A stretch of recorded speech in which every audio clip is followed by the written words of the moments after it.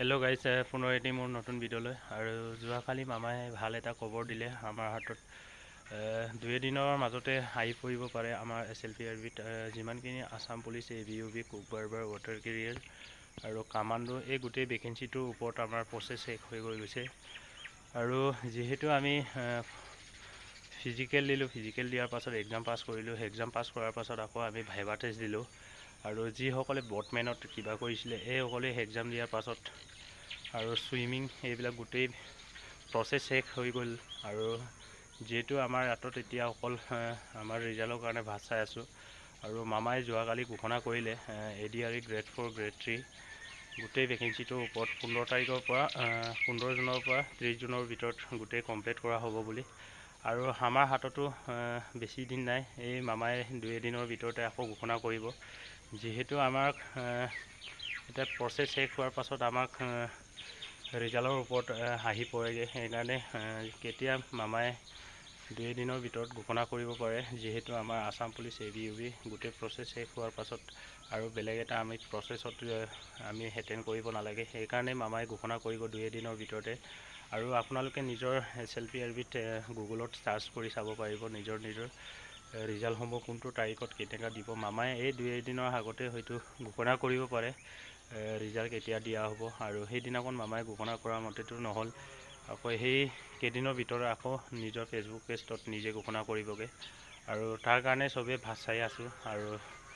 আৰু অতি সোনকালে আমাক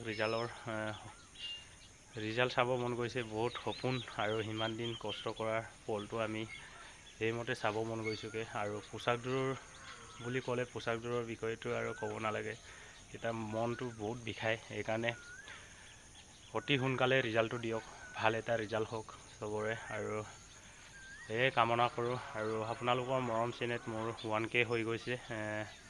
আৰু এতিয়া আপোনালোকৰ যিমান ছাপোৰ্ট, আৰু আপোনালোকৰ ছাপোৰ্ট নহ'লেতো মোৰ একো নহয়, আপোনাৰ ছাপোৰ্টৰ বাহিৰে আৰু একো নাই। আৰু আপোনালোকৰ মৰম চেনেহ মোৰ 1K পাৰ হৈ গৈছে। আৰু এনেকুৱাই আপোনালোকলৈ ভাল ভাল কণ্টেণ্ট এটা আনিব পাৰোঁ যাতে ভৱিষ্যতলৈকে কামনা কৰোঁ। আৰু যিহেতু আমাৰ আছাম পুলিচ, ABUB আৰু কামাণ্ডো, কুক বাৰ্বাৰ এইবিলাকৰ